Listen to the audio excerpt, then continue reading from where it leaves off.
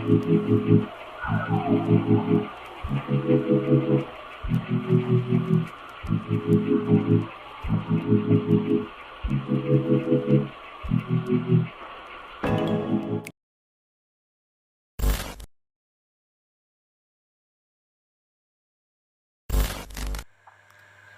teman-teman, nama saya Yohanes Satrio Nestio. Saya biasa dipanggil Yohanes atau enggak Satrio. Asal saya dari Karawang. Saya lahir tanggal 30 September 2003. Asal sekolah saya SMKN 2 Negeri Karawang, jurusan perhotelan. Saya di ADMI di jurusan Teknik Mesin Industri. Sekian, terima kasih. Halo semuanya, teman-teman. Perkenalkan, nama lengkap saya Naufal Zaidan Basishar atau yang biasa dipanggil Naufal dan juga suka dipanggil Zaidan. Saya saat ini tinggal di Kota Karawang. Umur saya 19 tahun. Saya kelahiran 5 Januari 2003, asal Gunung Kidul, Yogyakarta. Sekolah saya sebelumnya saya sekolah di SMA 1 Negeri Teluk Jambi Timur Karawang dengan jurusan IPA. Dan saat ini saya mengambil atau melanjutkan pendidikan saya dengan berkuliah di Politeknik ADMI Cikarang dengan jurusan Teknik Mesin Industri. Sekian perkenalan dari saya. Salam kenal. Halo teman-teman semuanya. Sebelumnya saya akan memperkenalkan diri saya. Nama saya Muhammad Yodi Hidayat, bisa dipanggil Yodi. Tempat tanggal lahir saya Karawang, 27 Juni 2003. Saya bertempat tinggal di Karawang atau Kota Karawang. Saya pernah sekolah di SMK Bina Karya 1 Karawang dengan jurusan Teknik Mesin Industri, dan saya lanjut pendidikan di Politeknik ADMI Cikarang dengan jurusan Teknik Mesin Industri. Sekian perkenalan dari saya, sekian terima kasih. Hai, perkenalkan, nama lengkap saya Benedictus Fabian Pasca Adriana. Saya biasa dipanggil dengan nama Fabian. Saya lahir di Kuningan, tepatnya pada tanggal 18 April 2003. Saya berasal dari Kuningan, Jawa Barat. Saya merupakan lulusan dari SMA Putra Nirmala Cirebon dengan mengambil jurusan IPA. Sekarang, saya menempuh pendidikan di Politeknik ADMI Cikarang dengan mengambil jurusan Teknik Mesin Industri. Sekian dan terima kasih.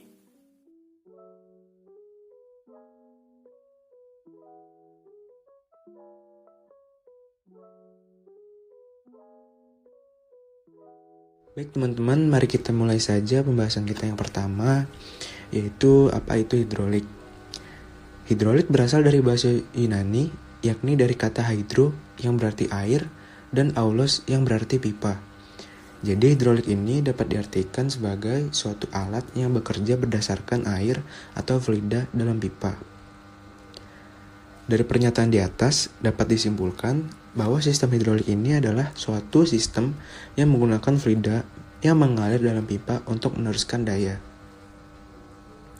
Kita lanjut ke sumber penggerak. Yang pertama adalah sumber penggerak pada dongkrak ini menggunakan oli sebagai fluida yang nantinya akan menghantarkan sebuah gaya untuk diubah menjadi tenaga. Kenapa oli dipakai? Karena olinya itu efisien dalam mentransfer tenaga karena sifatnya yang tidak mudah ditekan. Perlu diketahui juga, oli yang digunakan harus memiliki tekanan yang tepat untuk menggerakkan piston silinder. Jadi olinya ini tidak bisa sembarang oli ya. Jadi ada oli tertentu yang dapat digunakan untuk sebagai sumber penggerak pada dongkrak ini. Akibatnya, jika tidak menggunakan oli yang sesuai, dongkrak ini akan kehilangan tenaganya dalam mengangkat sebuah kendaraan dan tidak dapat menggerakkan piston silinder. Baik teman-teman, sekarang kita masuk ke fungsi dari oli.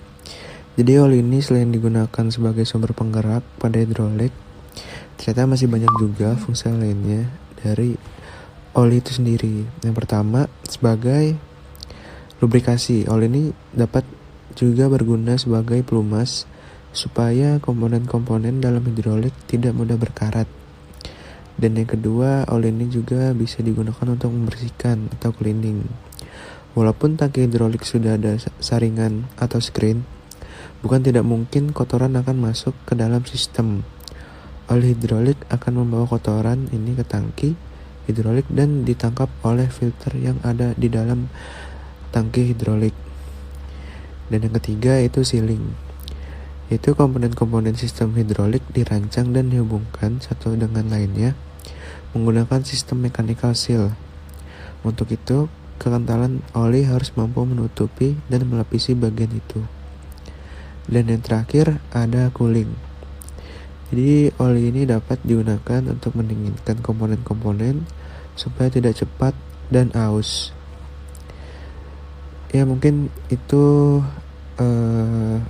berbagai macam fungsi dari oli selain sebagai sumber penggerak pada hidrolik.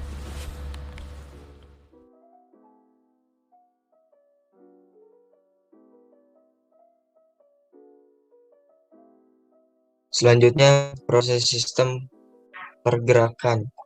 Sebelum masuk ke dalam sistem pergerakan, alangkah baiknya kita mengenal bagian-bagian dalam dongkrak botol atau bottle jack, supaya teman-teman dapat mudah dalam memahaminya.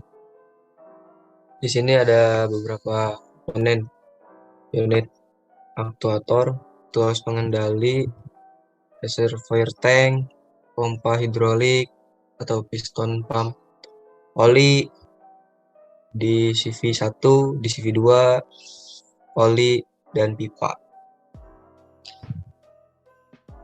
1. Tuas pengendali yang memiliki fungsi untuk penggerak pompa hidrolik atau memberikan tekanan terhadap pompa hidrolik supaya oli dapat terdorong ke aktuator.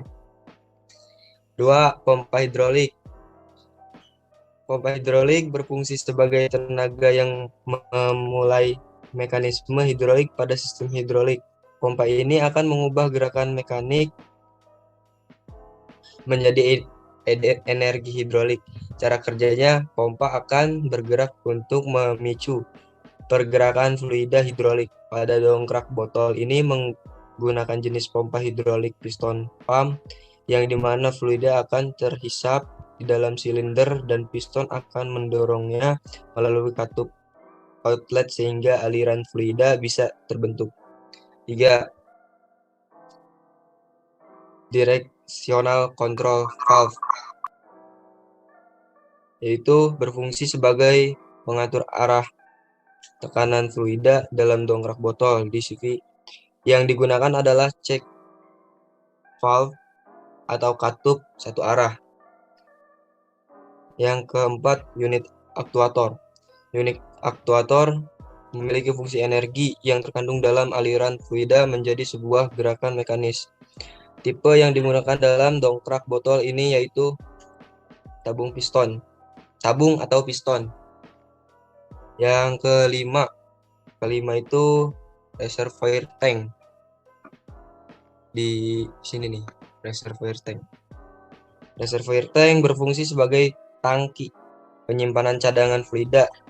Tangki ini juga dapat digunakan untuk memeriksa kondisi fluida. Yang keenam, pipa. Pipa berfungsi mengalirkan fluida. Namun ini bukan pipa biasa, pipa harus mampu bertahan dalam tekanan tinggi. Ini karena tekanan fluida saat sistem hidrolik bekerja bisa sangat besar, sehingga bahan pipa ini kebanyakan terbuat dari bahan logam atau pipa metal. Yang ke-7, oli. Oli sebagai fluida ini memiliki fungsi untuk menghantarkan energi dari pompa hidrolik menuju aktuator. Selanjutnya kita akan masuk ke dalam sistem pergerakan pada dongkrak botol atau botol jack. Teman-teman, ini merupakan animasi sederhana dalam dongkrak botol. Dapat dilihat pada animasi dongkrak botol terdapat katup satu arah. Katup ini memungkinkan fluida mengalir dalam satu arah dan tidak membiarkannya mengalir ke arah yang berlawanan. Ketika kita menarik tuas ke atas, piston silinder kecil akan bergerak ke atas, diikuti juga oleh volume ruang di bawahnya. Akan mulai meningkat dengan fluida dan tekanan akan turun. Kemudian, katup satu akan terbuka, membiarkan fluida keluar dari tangki reservoir dan masuk ke ruang di bawah piston silinder kecil. Sedangkan untuk katup 2 akan tertutup sehingga tidak memungkinkan fluida mengalir keluar dari tempatnya di bawah piston silinder kecil. Selanjutnya kita akan mulai menekan tuas yang telah kita angkat. Lihatlah reaksi yang terjadi. Katup 1 akan tertutup dan tidak akan membiarkan fluida masuk ke tangki reservoir. Dan katup 2 akan terbuka yang mengakibatkan fluida dari bawah piston silinder kecil akan mengalir ke pipa dan diteruskan ke piston silinder besar yang akan bergerak naik sedikit demi sedikit. Siklus ini dapat diulang berkali-kali. Tuas dipindahkan ke atas dan rongga di bawah piston pompa terisi. Tuas dipindahkan ke bawah dan fluida dipaksa keluar ke pipa di bawah piston silinder besar. Jika piston besar perlu diturunkan, katup pelepas yang berada di luar dibuka, dan piston silinder besar akan bergerak ke bawah di bawah pengaruh massa beban. Sementara, fluida dari pipa akan masuk ke tangki reservoir.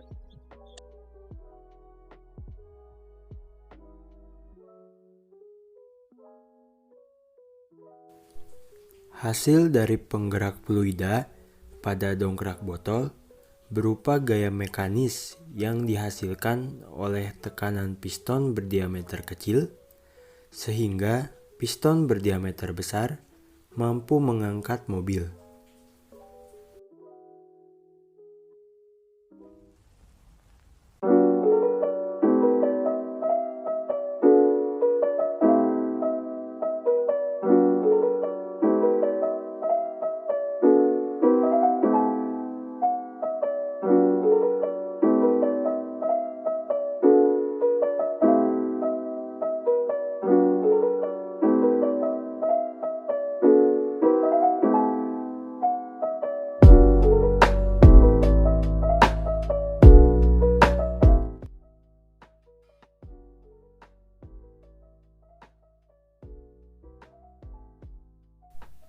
Prinsip kerja sistem hidrolik dalam dongkrak botol pada dasarnya menerapkan hukum Pascal.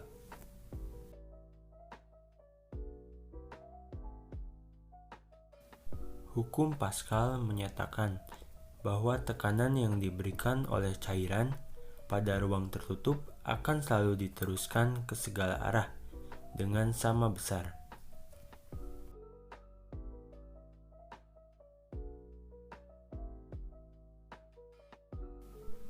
Dalam video ini, kami menggunakan dongkrak botol dengan berat maksimal yang mampu diangkat, yaitu 2 ton, serta mobil dengan beban 1,45 ton.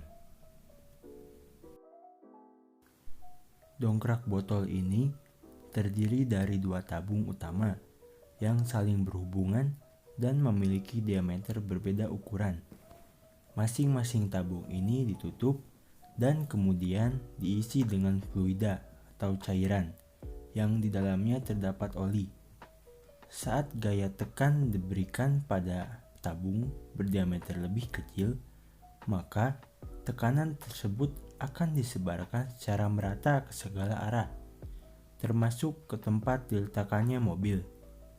Akibatnya, fluida tersebut memberikan gaya dorong terhadap tabung berdiameter besar sehingga menimbulkan kekuatan untuk mengangkat mobil.